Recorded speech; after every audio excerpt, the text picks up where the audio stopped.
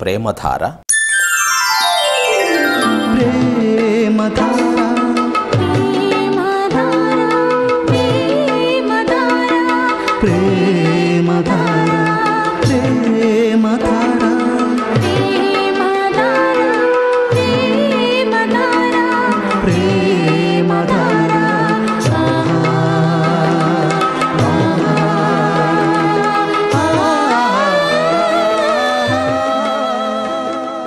రాకడ ధ్వని.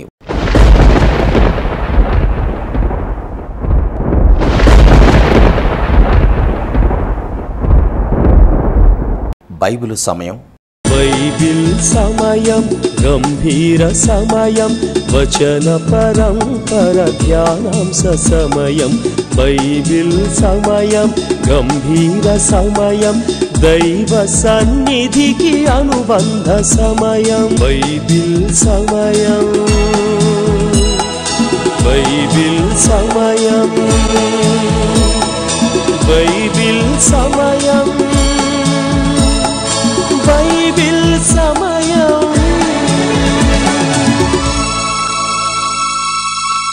సమాధాన సమయం.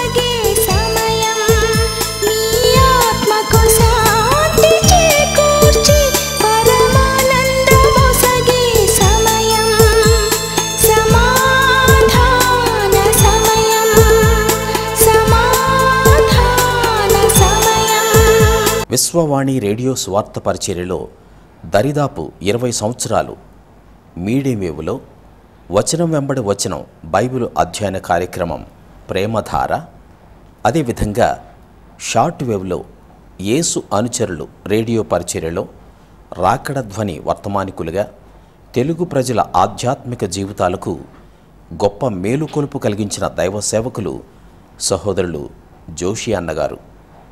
దేవుని ఏర్పాటు ప్రకారం టీవీ పరిచర్యలో కూడా బైబిలు సమయం, సమాధాన సమయం కార్యక్రమాల ద్వారా గత 12 సంవత్సరాలుగా ఆయన పరిచర్యలో వాడబడుతూ టీవీలో సహితం ఈ తెలుగు ప్రపంచంలోనే ఎవరూ ఎక్కడా బోధించని విధంగా మొట్టమొదటిసారిగా వచనం వెంబడి వచనం బైబిల్ అధ్యయనం చేస్తూ ఇప్పటి వరకు 16 పుస్తకాలు పూర్తి చేయటానికి దేవుడు తన కృపను చూపారు. ఏదైతే బోధించారో దాని ప్రకారం జీవిస్తూ వచ్చిన సహోదరులు జోషి అన్నగారి సేవా జీవితంలో ఎన్నో ఆత్మలు రక్షించబడ్డాయి. వారి సేవా ఫలితంగా వారి పెద్ద కుమారుడు సహోదరుడు జాన్ స్పర్జన్ గారు సేవలో ఉన్నారు. వారు మీకు సుపరిచితులే. తదుపరి వారి చిన్న కుమారుడు సహోదరుడు భక్త సింగ్ గారు తన యవ్వన జీవితాన్ని ప్రభు సేవకు సమర్పించుకుని పరిశుద్ధాత్మ ప్రేరణతో సమాధాన సమయం అనే కార్యక్రమం ద్వారా దేవుని వాక్యాన్ని ఒక నూతన విధానంలో ప్రధానంగా యవ్వనస్తులను ఉద్దేశిస్తూ బోధించడానికి మీ ముందుకు వస్తున్నారు.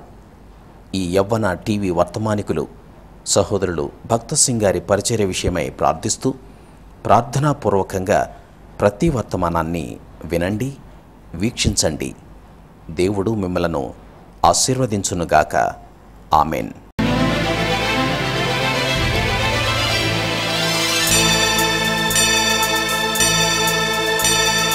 సమయం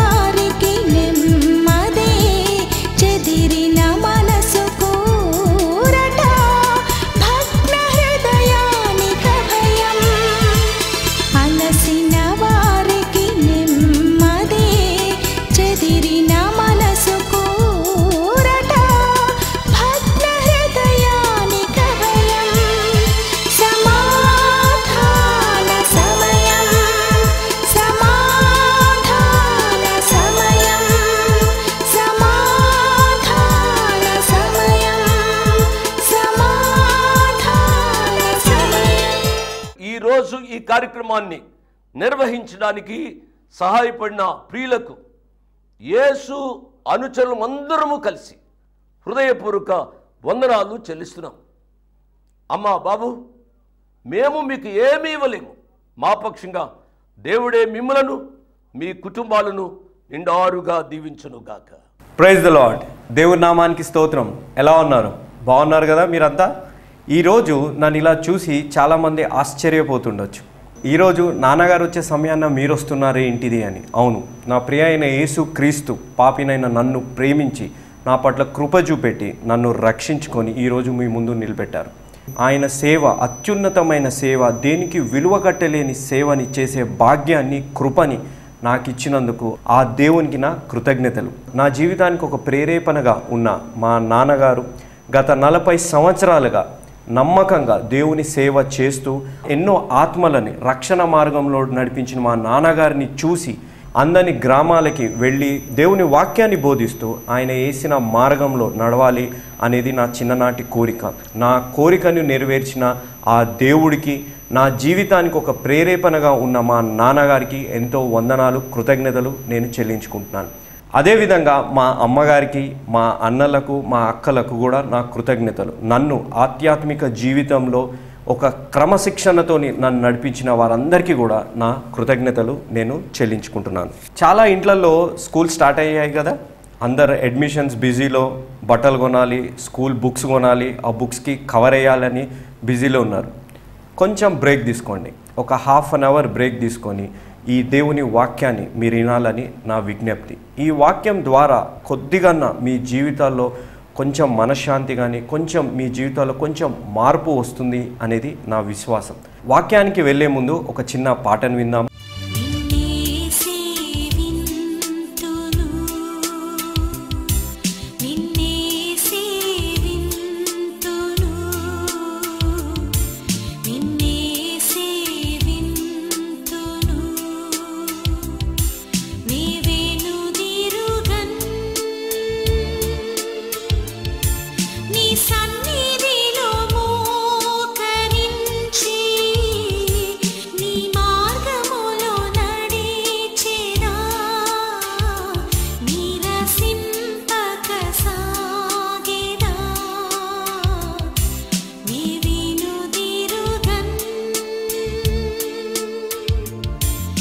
పాటను విన్నారు కదా, ప్రార్థన చేసుకుందాం. ప్రేమలు మా తండ్రి, పరిశుద్ధమైన మా ప్రభువా, ఈ కొద్దిపాటి సమయం మాకు ఇచ్చారు. మీకు ఎంతో వందనాలు, కృతజ్ఞతలు మేము చెల్లించుకుంటున్నాం. ప్రభువా, ఈరోజు మేము ఇక్కడ మోకరించగలిగాము అంటే కేవలం మీ కృప, మీ ప్రేమ, మీ కనికరం. ప్రభువా, ఈరోజు వాక్యం చెప్తుండగా మీరు నా తోడుండి నాతో మాట్లాడమని నేను వేడుకుంటున్నాను. ప్రభువా, నేను మాట్లాడే ప్రతి మాట మీ మాట వలె ఉండేలాగున నన్ను నడిపించమని నేను వేడుకుంటున్నాను. మనుషులని ప్రలోభాలు పెట్టే విధంగా, వాళ్ళని మభ్యపెట్టే విధంగా ఉండకుండా ప్రభువా, వాక్యానుసారంగా బోధించే విధంగా నన్ను మీరు నడిపించమని వేడుకుంటున్నాం.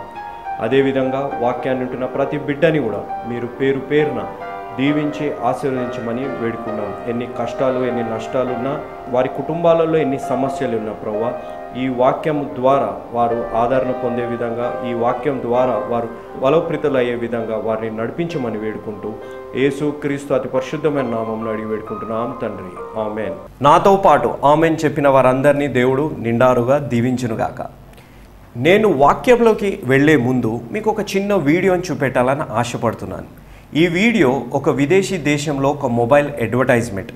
ఈ అడ్వర్టైజ్మెంట్ చూసినప్పుడు నన్ను ఎంతగానో ప్రేరేపించింది, నా హృదయాన్ని కదిలించింది. ఈ వీడియో కానీ నేను వాక్యంతో ముడిపెట్టి మీ ముందుకు తీసుకొస్తే ఎలా ఉంటుంది అని నేను ప్రార్థించాను. అందువలన ఈ వీడియోని మీకు చూపెట్టాలని ఆశపడుతున్నాను. ఇక్కడ మీరు చూస్తున్న దృశ్యంలో ఒక స్త్రీ ఒక చిన్న బాలుని కొడుతుంది. ఎందుకు అని అనగా, ఆ బాలుడు తన మెడికల్ షాప్కి వచ్చి మందులు దొంగలిస్తుంటే పట్టుకొని కొడుతుంది.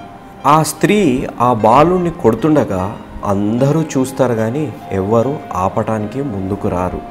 కానీ ప్రక్కనే ఉన్న ఒక టిఫిన్ సెంటర్ యజమాని మాత్రం ముందుకొచ్చి ఆ స్త్రీని ఆపి విషయాన్ని తెలుసుకొని ఆ బాలుని అడుగుతాడు. నాన్న, నువ్వెందుకు దొంగలిచ్చావు అని అడగగా ఆ బాలుడు ఈ విధంగా సమాధానం ఇచ్చాడు. మా అమ్మ మరణావస్థలో ఉంది. తనని నేను కాపాడుకోవాలి అంటే ఈ మందులు నాకు కావాలి, కానీ ఈ మందులు కొనడానికి నా దగ్గర డబ్బు లేదు, అందుకే నేను దొంగలించాల్సి వచ్చింది అని జవాబిస్తాడు. ఆ మాట విన్న ఆ మనుషుడు ఒక విశ్వాసి. తన హృదయం చలించుకుపోతుంది. వెంటనే ఆ మనుషుడు ఆ స్త్రీ దగ్గర నుంచి ఆ మందులు కొని అదేవిధంగా తాను అమ్ముతున్న ఆహారాన్ని ఉచితంగా ఆ బాలుడికి ఇస్తాడు. ఇక్కడ మీరు ఒక విషయాన్ని గమనించారా? ఏ సంబంధము లేకపోయినా, ఏ సంబంధము లేని, ఏ ముఖపరిచయము లేని, ఏ రక్త సంబంధము లేని బాలుడికి ఆ మనుష్యుడు సహాయము చేస్తుంటే తన కూతురు చూపెట్టిన అసహనాన్ని మీరు గమనించండి. ఆ ఆహారాన్ని, ఆ మందుల్ని ఆ బాలుడికి ఇస్తుండగా బాలుడు ఆశ్చర్యపోతాడు.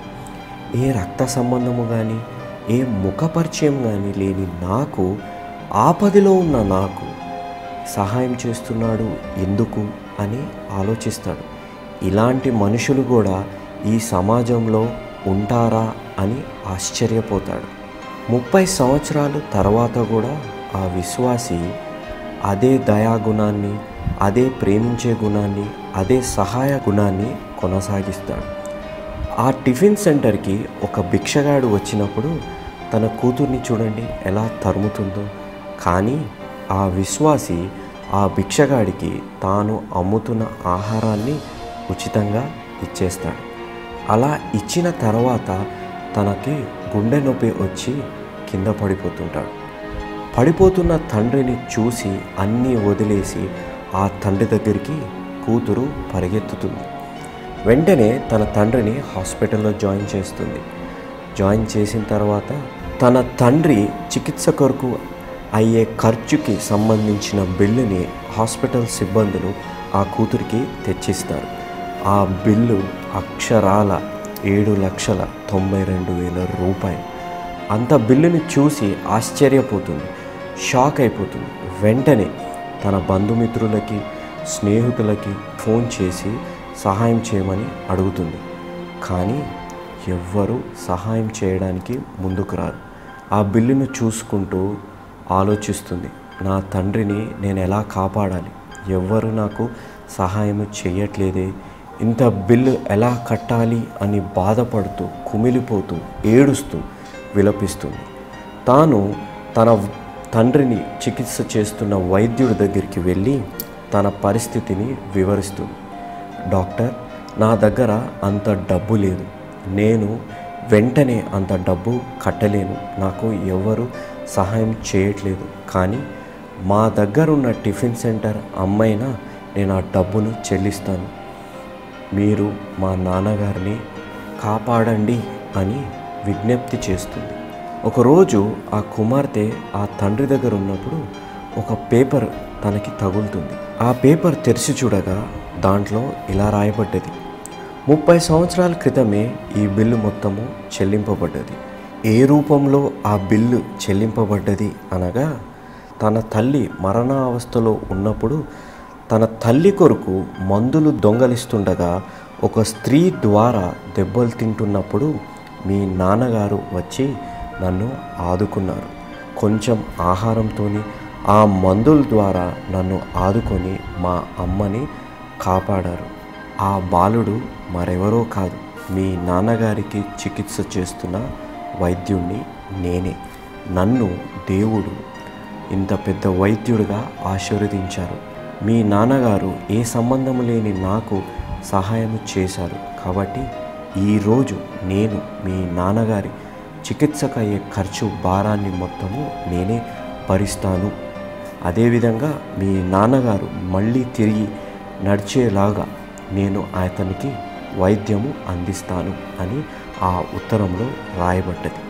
మీరు చూసినట్టయితే ఏ సహాయాన్నైతే ఆ మనుషుడు ఆ బాలుడికి చేశాడో అదే సహాయము తిరిగి ఆ బాలుడి ద్వారా ఒక వైద్యుడి రూపంలో అతనికి తిరిగి వచ్చింది.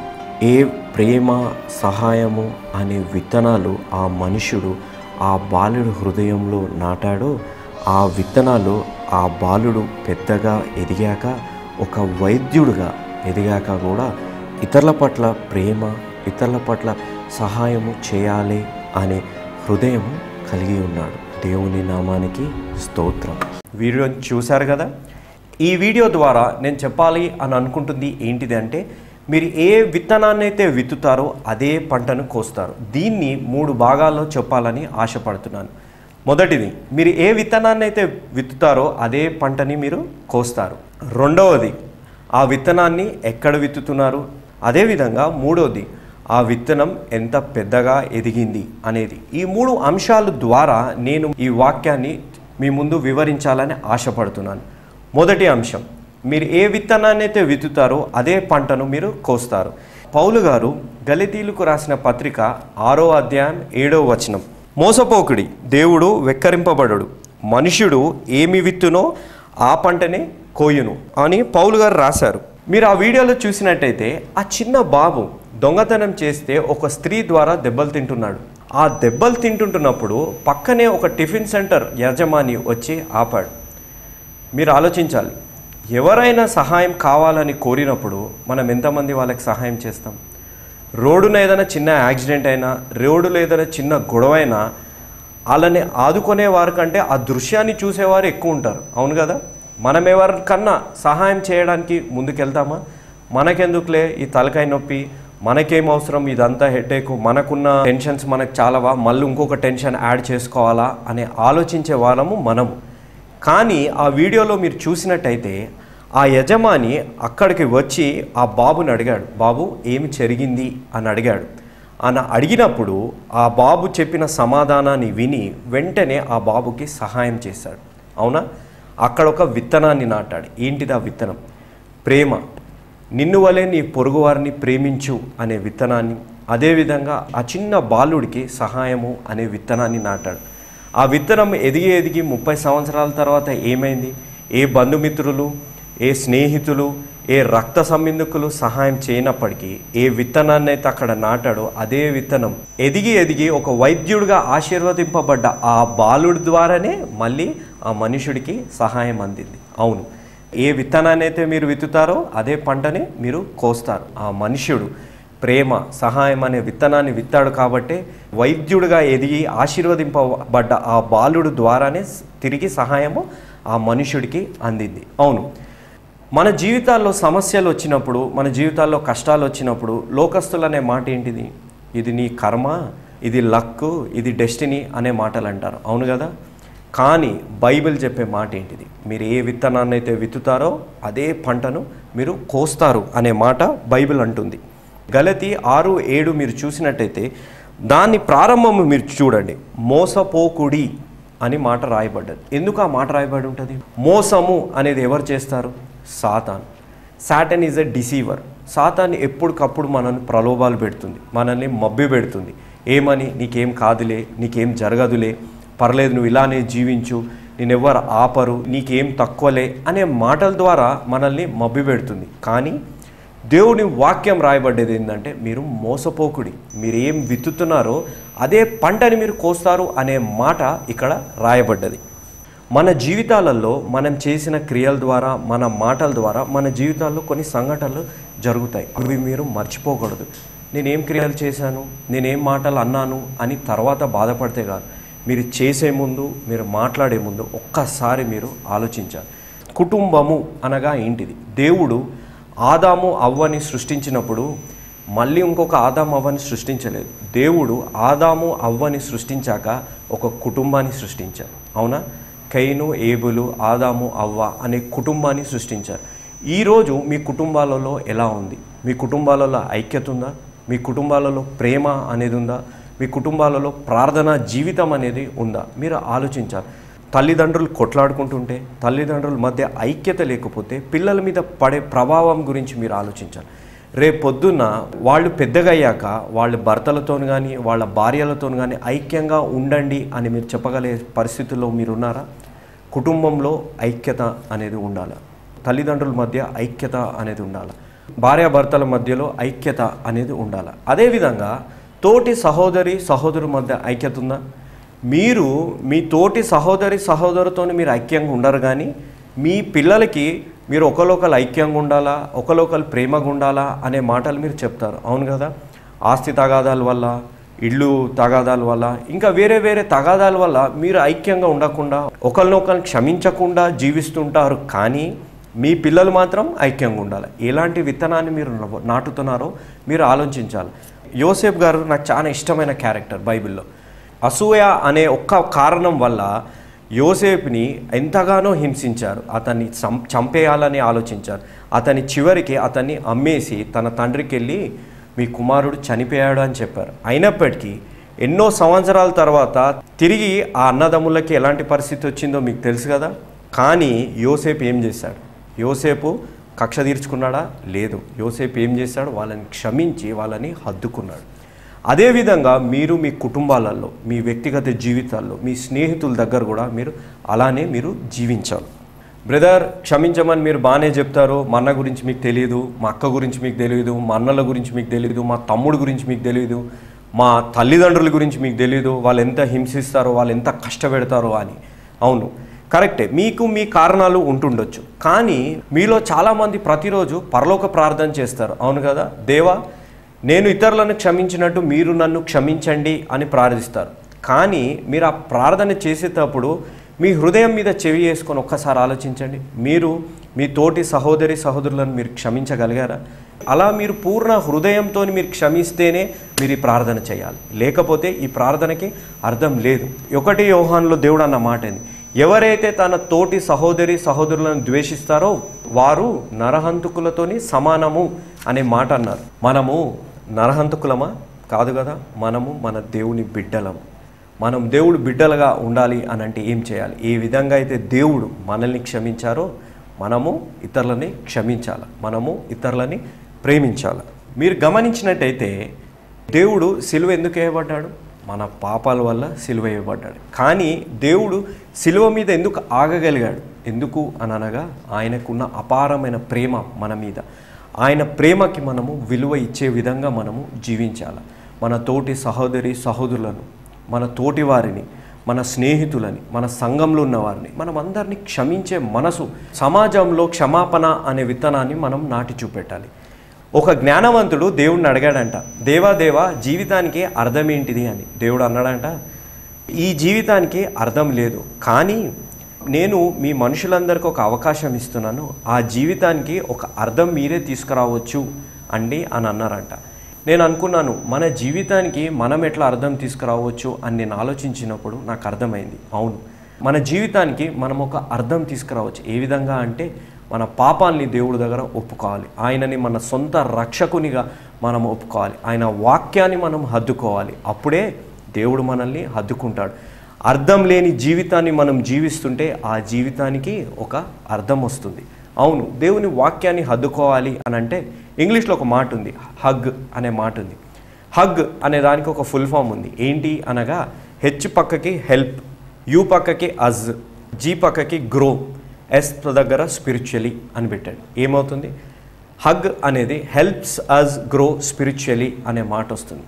మీరు దేవుని వాక్యాన్ని హద్దుకుంటున్నారా? ఈరోజు దేవుని వాక్యాన్ని కానీ మీరు హద్దుకుంటే it will help you grow ఈ స్పిరిచువలీ. అదేవిధంగా మీరు ఈరోజు మీరు ఒక నిర్ణయం తీసుకోవాలి.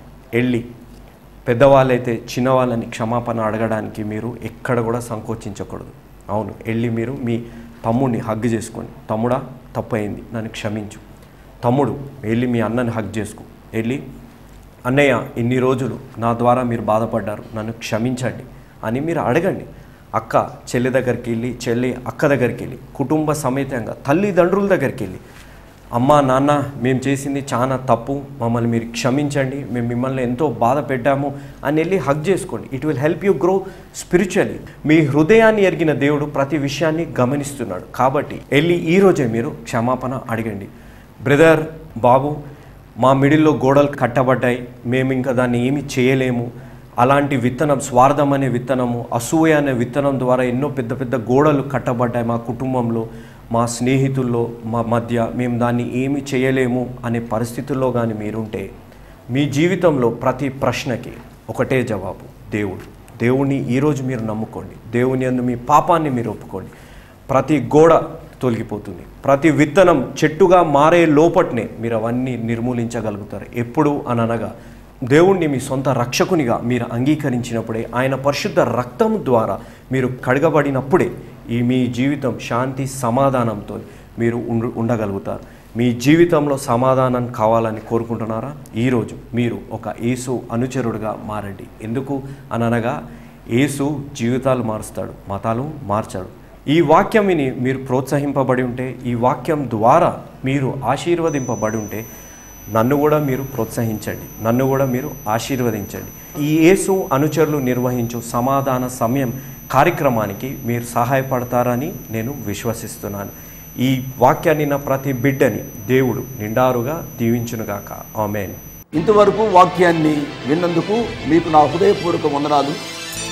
ఒక ప్రత్యేకమైన మనవి చేయడానికి మరొకసారి మీ ముందుకు వస్తున్నాను. అదేమిటనగా, ఈ కార్యక్రమాన్ని నిర్వహించడానికి నేను ఎంతో ధైర్యం చేశాను అనే విషయాన్ని జ్ఞాపకం చేస్తున్నాను. డబ్బుండి కార్యక్రమాన్ని ప్రారంభించలేదు. నన్ను రక్షించి ఇంతవరకు పిలిచిన ప్రభు ఉన్నారు అని, తదుపరి విశ్వాసులైన మీరు ఉన్నారు అనే ధైర్యంతో ఈ కార్యక్రమాన్ని కొనసాగిస్తున్నాం. కాబట్టి ఈ కార్యక్రమానికి అయ్యే ఖర్చులో కొంత భాగమైన మీరు భరించాలని మనవి చేస్తున్నాను. ఒకరోజు కార్యక్రమానికి ఎంత ఖర్చు అవుతుందో ఆ విషయాలు మీరు తెలుసుకోవాలంటే దయతో నాకు ఫోన్ చేసి కానీ, ఆఫీసుకు ఉత్తరం రాసి కానీ తెలుసుకుని సహాయపడమని ఒక తండ్రిగా, దైవదాసునిగా, అంకులుగా మీకు మనవి చేస్తున్నాను. My address 1-1-214/2, flat number 505506. 1-1-214/2, flat number 505506.